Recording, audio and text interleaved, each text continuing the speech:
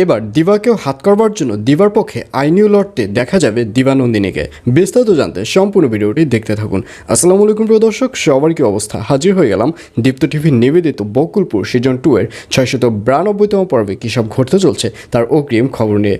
এই পর্বটিকেও মিস করবেন না, কারণ এই পর্বে আপনারা দেখতে পারবেন এবার দিবানন্দিনীকে দেখা যাবে সে দিবার কাছে সে প্রস্তাব দেবে যাতে করে দিবার নামে যে মামলাটি দেওয়া হয়েছে সেই মামলায় দিবার পক্ষে দিবানন্দিনী কথা বলবে। আর এই কথা শুনে দিবা বলবে, আপনাকে মোটেও আমার জন্য এভাবে কষ্ট করতে হবে না। আমার নামে যে মামলাটি দেওয়া হয়েছে আমার অনেক লোক রয়েছে, তারাই এইসব সামলাতে পারবে, শুধু শুধু আপনাকে কষ্ট করতে হবে না।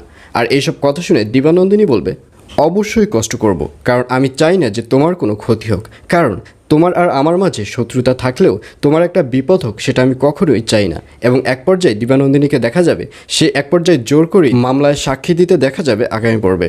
আর অন্যদিকে মনোজ যে দিবানন্দিনীর হয়ে কাজ করছে এটা এবার জানতে পারবে রাজা, এবং রাজা জানার সাথে সাথে সবাইকে যাত্রাপালার এক করবে এবং সবাইকে এক করার পর মনোজকেও ডাকবে এবং মনোজকে ডেকে বলবে, আসলে তোকে তো আমি এতদিন ভালো জেনেছি, তুই যে পাচাটা লোক হয়ে গেছিস সেটা তো এখন পর্যন্ত বুঝতেই পারিনি।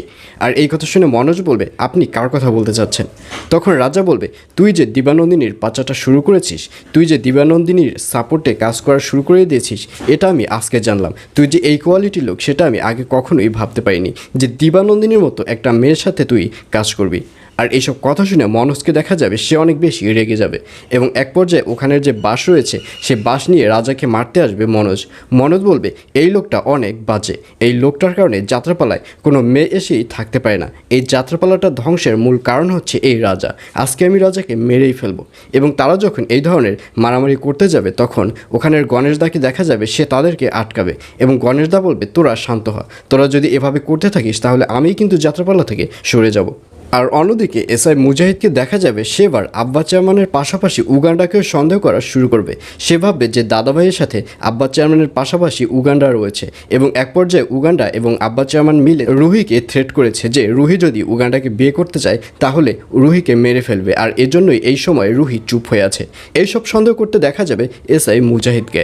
আর এছাড়াও থাকবে আরও আশ্চর্য সকল ঘটনা। সুতরাং সবাইকে বকুলপুর সিজন 2 এর আগামী পর্ব দেখার আমন্ত্রণ রইল।